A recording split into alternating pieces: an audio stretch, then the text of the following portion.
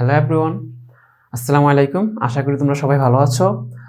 আমরা গত 4টি ক্লাসে তোমাদের টেক্সট বইয়ের ইউনিট 12-এর 1, 2, 3 এবং 4 নাম্বার ইউনিট লেসন পড়েছি।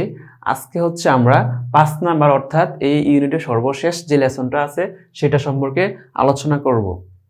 তো এই 5 নাম্বার লেসনে কি আছে সেটা হচ্ছে daughter of the sea. Daughter মানে হচ্ছে কন্যা, সি হচ্ছে সাগর, মানে হচ্ছে সাগর কন্যা। তো সাগর কন্যাকে ডটার অফ দ্য সি বলতে এখানে বোঝাচ্ছে আমাদের বাংলাদেশের সবচেয়ে যে প্রাকৃতিক একটা সি বিচ, কক্সবাজারের পরে যেটার অবস্থান, যে সি বিচগুলো আছে তার মধ্যে সেটা হচ্ছে কুয়াকাটা। তো কুয়াকাটাকে বলা হচ্ছে ডটার অফ সি, মানে হচ্ছে সাগর কন্যা।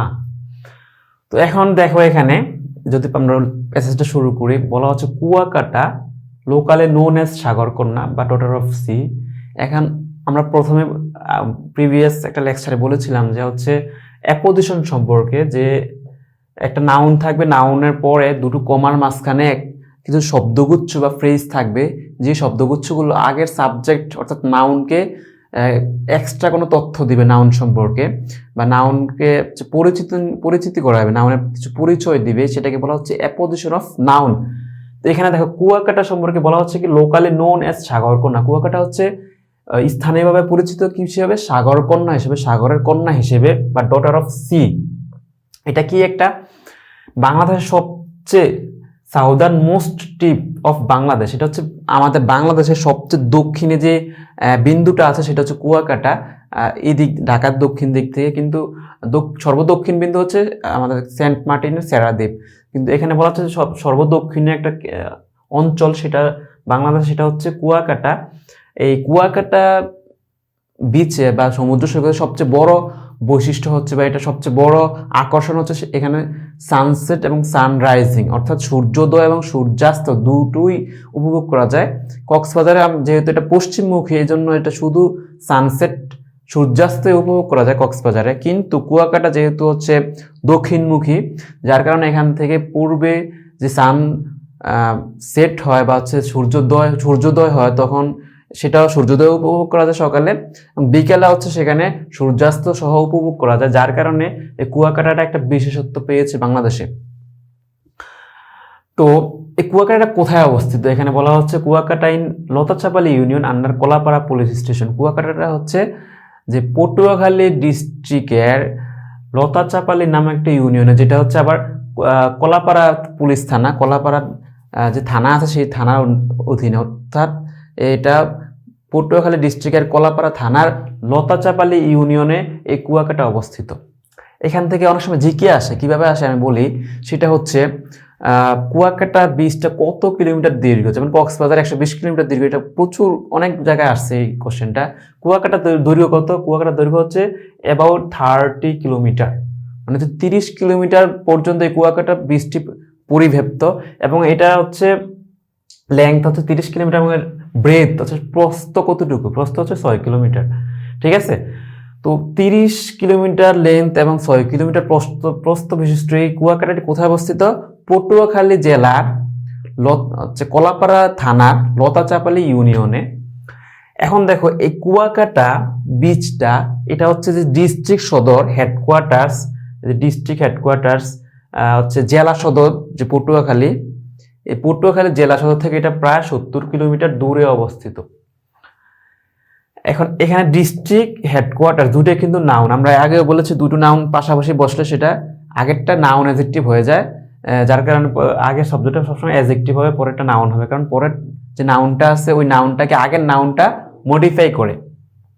তো এখানে দেখো কুয়াকাটা সি বিচে আরো কিছু কিছু বৈশিষ্ট্য আছে। এটা কি? এটা ন্যাচারাল বিউটি, এটা প্রাকৃতিক সৌন্দর্য। স্যান্ডি বিচেস, কুয়াকাটা যে বালুকাময় বিচ আছে এই বিচটা খুবই এক্সট্রিম আকর্ষণীয়, অ্যাট্রাকটিভ। দেন হচ্ছে বলা হচ্ছে এখানে শিমারিং এক্সপেন্স। শিমারিং এটা হচ্ছে একটা অ্যাডজেক্টিভ, পরেরটা হচ্ছে নাউন, মানে হচ্ছে ঝকঝকে আলো ঝলমলে জায়গা বা হচ্ছে বিস্তৃতি। অফ ওয়াটার বে অফ বেঙ্গল, যে বে অফ বেঙ্গল বা হচ্ছে বঙ্গোপসাগরের যে পানির যে আলোক ঝলমলে যে উপস্থিতিটা, এটা কুয়াকাটা যে পর্যটকদের আন্দোলিত করে, তাদের খুব আকর্ষিত করে এটা। এখানে আরেকটা বিষয় দেখো, এখানে যে কুয়াকাটা নামটা কিভাবে আসছে সেই ইতিহাসটা এখানে তুলে ধরার চেষ্টা করছে। যেমন কুয়াকাটা শব্দটা, Kuakata, the name Kuakata text it's origin, Kuakata শব্দটা এসেছে ফ্রম দ্য স্টোরি অফ কুয়া, একটা কুয়া থেকে কুয়াকাটা নামটা এসেছে। যারা এই কুয়াটা খনন করছে মূলত হচ্ছে রাখাইনরা। এই কুয়াকাটা যারা বসবাস করে বর্তমানে, তাদের পূর্বপুরুষ হচ্ছে রাখাইনে বসবাস করতো। রাখাইন যেটা হচ্ছে বাংলাদেশের পূর্বে অবস্থিত মায়ানমারের রাখাইন স্টেট, বার্মা। তো সেখান থেকে রাখাইন একটা উপজাতি আছে, এই উপজাতিরা হচ্ছে এই মিয়ানমারের রাখাইন স্টেট থেকে তাদেরকে বহিষ্কার করা হয়েছে। ওই সময় তাদেরকে এক্সপেল করা হয়েছে সেখান থেকে তারা হচ্ছে এই পটুয়াখালীতে তারা ওই সময় শিফট করেছিল। তো এই রাখাইনরা এখানে এসে প্রথমে একটা কুয়া খনন করেছিল। তোমরা জানো যে সাগর পানির পানিগুলো লোনা পানি থাকে, লবণাক্ত পানি থাকে। এই লবণাক্ত পানি খাওয়া অসম্ভব, খাওয়া যায় না এগুলো, যার কারণে মিঠা পানির সন্ধানে তারা এই সাগরের পাড়ে একটি কুয়া খনন করেছিল। এসে সেই কুয়া থেকে নামটা, এই কুয়াকাটা নামকরণ করা হয়েছে। তো এখানে দেখো অরিজিন একটা শব্দ আছে। এই অরিজিন শব্দটা গত 3-4 বছর আগে ঢাকা ইউনিভার্সিটিতে কোশ্চেনে এসেছিল। সেটা হচ্ছে যে দ্য ওয়ার্ড অরিজিন, এই অরিজিন শব্দের ভার্ব ফর্ম কি, মানে হচ্ছে ট্রান্সফরমেশন অফ ওয়ার্ডস। তো অরিজিন শব্দের ভার্ব ফর্ম হচ্ছে অরিজিনেট। অরিজিনেট মানে হচ্ছে কোনো কিছু উৎপত্তি হওয়া, কোনো কিছু উৎস থেকে উচ্চারিত হওয়া কোনো কিছু থেকে। তো এটা অরিজিন, এটার অ্যাডজেক্টিভ হচ্ছে অরিজিনাল, নাউন অরিজিন, ভার্ব হচ্ছে অরিজিনেট। তো এই কুয়াকাটার নামটা যেহেতু কুয়া বা হচ্ছে এই যে কুয়া নাম থেকে এসেছে, বা স্টোরি অফ কুয়া, কুয়ার গল্প থেকে এসেছে, এই জন্য এটার এই কুয়া নামের অরিজিন হচ্ছে এই কুয়ার গল্প। কুয়াকাটা নামের অরিজিন হচ্ছে কুয়ার গল্প। তো এখানে বলা হয়েছে যে রাখাইনরা কি হয়েছিল, expelled from Arakan state, Arakan state, যে রাখাইন স্টেট আছে বা আরাকান স্টেট আছে মায়ানমার, সেখান থেকে তারা বহিষ্কৃত হয়ে এখানে এসে তাদের হেবিটেশন বা তাদের আশ্রয় এখানে তারা খুঁজে নিয়েছিল। তো বলা হচ্ছে এখানে প্রথমে বলেছে কুয়াকাটার সবচেয়ে বড় বিশেষত্ব হচ্ছে সানসেট এবং সানরাইজ তারা একই সাথে উপভোগ করতে পারে ফ্রম দি বিচ, ওই একই সমুদ্র সৈকত থেকে। তো কুয়াকাটা গিয়ে মানুষ কি করে, অধিকাংশ পর্যটকরা হচ্ছে সেখানে গিয়ে ব্যাথিং, তারা গোসল করে সেখানে, দেন হচ্ছে তারা সুইমিং করে সেখানে এবং ডাইভিং করে সেখানে। ডাইভিং মানে হচ্ছে ডুব দেওয়া, সুইমিং মানে হচ্ছে সাঁতার কাটা, ব্যাথিং মানে হচ্ছে গোসল করা। তো দেখো এখানে প্যারালালিজমের নিয়ম অ্যাপ্লাই করা হয়েছে। ব্যাথিং, সুইমিং, ড্রাইভিং। যে প্যারালালিজম মানে কি, মানে হচ্ছে তোমার একই জাতের একই পার্টস বেসিস বারবার বসবে, সেটা হচ্ছে প্যারালালিজম। যেমন এখানে ব্যাথিং, আইএনজি, এখানে সুইমিং, ডাইভিং। ব্যাথিং মানে হচ্ছে গোসল, সুইমিং মানে হচ্ছে সাঁতার কাটা এবং ডাইভিং মানে হচ্ছে ডুব দেওয়া। তো পর্যটকরা এই কাজগুলো সেখানে করে অনেক তারা প্লিজেন্ট হয়, আনন্দিত হয়। তো এখানে পরবর্তীতে কুয়াকাটা আরো কিছু বিষয় আছে, যেমন হচ্ছে কুয়াকাটার প্রচুর নারিকেল গাছ আছে সেখানে, কোকোনাট ট্রিজ। এই কোকোনাট ট্রিজটা হচ্ছে add to vibrant colours of Kuakata. কুয়াকাটাকে জীবন্ত করেছে, একটা প্রাকৃতিক সৌন্দর্যের যে আবহ, সেটাই কোকোনাট ট্রি থেকে শুরু হয়েছে। কোকোনাট ট্রি প্রাকৃতিক একটা সৌন্দর্যের আবহ ক্রিয়েট করেছে বা সৃষ্টি করেছে। আর একটা ওয়ার্ড দেখো এখানে সবচেয়ে গুরুত্বপূর্ণ, দ্য ওয়ার্ড ইন্ডিজিনাস। ইন্ডিজিনাস শব্দের অর্থ হচ্ছে স্বদেশীয়, মানে নিজের দেশের। তো ইন্ডিজিনাস কালচার মানে নিজের কালচার, মানে নিজেদের কালচার বা সংস্কৃতি of the Rakhine community and 100-year old Buddhist temples. Kuakata তার একটা শতবর্ষী বুদ্ধিস্ট টেম্পল বা বৌদ্ধদের মন্দির রয়েছে এখানে। তো এই বিষয়টা যে শতবর্ষের মন্দির, তারপরে হচ্ছে অনেক আগের রাখাইনদের কুয়া, এগুলো হচ্ছে কুয়াকাটাকে নির্দেশ করে যে কুয়াকাটাটা খুব প্রাচীনকাল থেকে, মোটামুটি প্রাচীনকাল না হলেও মোটামুটি অনেক বছর আগ থেকে এখানে মানুষের বসবাস রয়েছে। এই বিষয়টা এখানে ইন্ডিকেট করে বা নির্দেশ করে। তো কুয়াকাটা হচ্ছে 3টা ধর্মের বা 2টা ধর্মের, এখানে ধর্মের মানুষের তীর্থযাত্রী হয়, এখানে তীর্থযাত্রা করে। তার 2টো ধর্মের মানুষের কাছে এই কুয়াকাটাটা একটা হোলি প্লেস বা পবিত্র জায়গা হিসেবে পরিচিত। সেটা হচ্ছে হিন্দুদের জন্য। হিন্দুরা এখানে এসে রাস পূর্ণিমা করে, রাস পূর্ণিমা নামে একটা উৎসবে তারা আয়োজন করে বা উৎসবে যোগ দেয়। বাংলাদেশের বিভিন্ন প্রান্ত থেকে হিন্দুরা এখানে নির্দিষ্ট একটা সময় বছরে সেখানে জড়ো হয়। এবং মাঘী পূর্ণিমা করে হচ্ছে বৌদ্ধরা। তো বৌদ্ধ এবং হিন্দুদের তীর্থযাত্রা যে পিলগ্রিমস শব্দটা খুবই গুরুত্বপূর্ণ। পিলগ্রিমস মানে হচ্ছে তীর্থযাত্রা, পিলগ্রিমস। যেমন আমরা ইতিপূর্বে পড়েছি ভয়েজ, ভয়েজ মানে হচ্ছে সমুদ্রযাত্রা।